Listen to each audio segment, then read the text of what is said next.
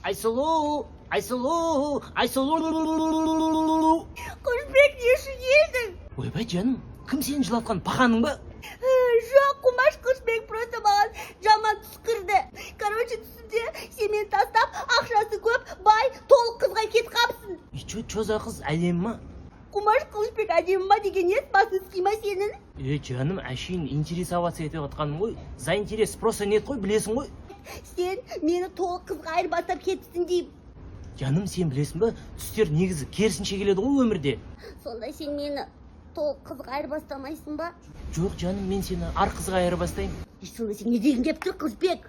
Жүр, далаға шығып салмақ қуып қайтайық деймін мен саған. Шықпаймын мен бар, кет бар, Қылышбек, кет бар.